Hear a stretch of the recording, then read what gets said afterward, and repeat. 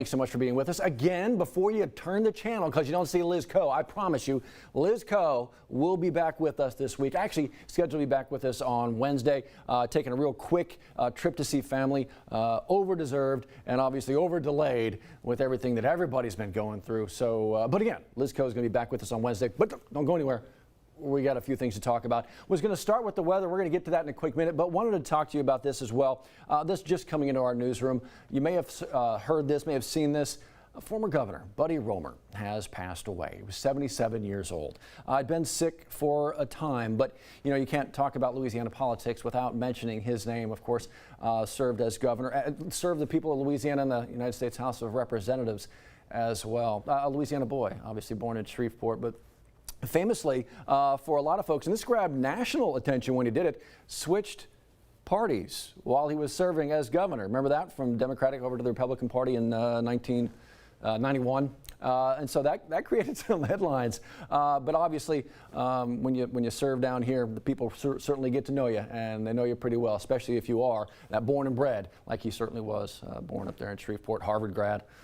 So Buddy Roemer, former governor of the great state of Louisiana, former representative for the people in Louisiana, dead today at the age of 77. You can expect more about the late governor coming up on later editions of 9 News today. Okay. From that to this, the headline maker today, and actually the rest of the week, is going to be the forecast. If you open up the 9 News app or WAFB.com, it's going to be the lead story. Not actually really too bad this morning. We expect a little bit more to move in to our part of the world today, but it really is the accumulation of the Tuesday, Wednesday, Thursday. I don't mean the accumulation, of inches per se. It's just accumulation of days. And man, this is the pattern we're stuck in, isn't it? I mean, it's just like more rain, rain. We had a good weekend. Hope you enjoyed it. Welcome back to rain. We're going to have, 4, maybe 5 days of this. Not expected to be crazy, not expected to be a lot, but it is going to be consistent over like Monday, Tuesday, Wednesday, Thursday, into Friday. So the easiest way to do it, download the First Alert Weather app. Download the 9 News app. Jump online. Check this out. It will be among the lead stories as you step through your day. Also today, welcome to the first day of work week with new mask guidelines. CDC coming out with that, right? It kind of threw a lot of people a bit of a curveball because just a couple weeks ago, CDC talked about, you can still mask up, it'd probably be beneficial. Well, according to Dr. Anthony Fauci, they had a whole bunch of new information come in about actual real world results from the vaccines, not just the clinical studies, and the real world, bit of a tongue twister, looked even better than the clinical results. So they went to school on themselves, learned from research apparently, learned from science apparently, and they said, you know what, at this point, yeah, you can probably get rid of the masks if you are fully vaccinated. That creates a bit of an issue for some, private businesses who still very much want the mask mandate, their own, to remain in place until they feel comfortable. But now it's on the honor system. Yeah, I know. When you hear that, you're like, honorable, yeah, sure, but on the honor system. It's like a trust fall.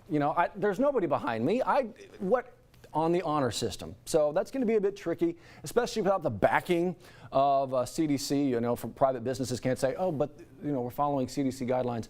It's a bit tricky now. Just be nice. Just please be nice. God forbid, just be nice out there. So all that going on, a lot of vaccine opportunities. Easiest way to do that, actually, if you jump online, WAFB.com, the 9 News app, and you kind of scroll up. I'm doing this, it'll lag a quick minute. But what you'll see, as you always do, kind of the one-stop shop. There you go. COVID-19 section, the one-stop shop. Hello, bit of a delay. But we try to update that as often as possible because those vaccine sites and the testing sites, the testing opportunities, they change and update from time to time. So right there, the COVID-19 section, one-stop shop. All things COVID-19 related, from mandates to vaccine opportunities to testing opportunities. And again, updated constantly for you. Were you with us this morning? Right? Kelly Hubbard was talking with the BBB about some scams out there that you need to be worried about. Because when we talk about the lifting of the mask mandate, more people are starting to travel again, literally busting at the seams. It's been a while since we've been able to, get out and get around. And so the BBB is warning folks, be careful of the scams out there, because you are maybe not doing all the research and the homework you need to be doing related to anything involved with all this. So steer clear of the airline scammers. If you're booking those flights, it's one of the top stories you'll see right here. Callie talked about, look at this, buying a used car. what you need to look out for as you're doing that. Maybe you're in the market for a used car. Don't want to go the new route. What do you need to do for a used car? Don't shortchange yourself. Don't rip through it like you're just trying to get through a test and get onto your summer break. Pay attention to this thing, or you will get taken. You will get taken advantage of. Some good stories right there from our Callie Hubbard this morning. Also, did you happen to see this? Can you imagine? I mean, imagine this. Look, I'm 47, so I don't care. Whatever. I'm 47. My hair is 87, but I am 47 years old. I've been doing this job, this business. I've been in this business since 22. So do the math. I don't feel like it. And so better than a couple decades, going on 3 in this one business. How about 47 years of service? Baton Rouge Fire Chief Ed Smith retiring today. He's got 47 years in the fire business, so to speak, nearly 20 years, 19, as the chief of BRFD. He retires today, off to that next chapter. For all of us who got a chance to work with him, thank you so much, Chief, for always your availability, coming on the shows, being out there where it mattered most and serving the community. Truly, when those lights and sirens came on, we covered the stories not because there was a flame somewhere, and I know that's always you just go where the flame. These people, these men and women, put their lives on the line every time they drive out of that bay. And so it's important to be able to be a part of that. And he was able to do that for nearly 50 years.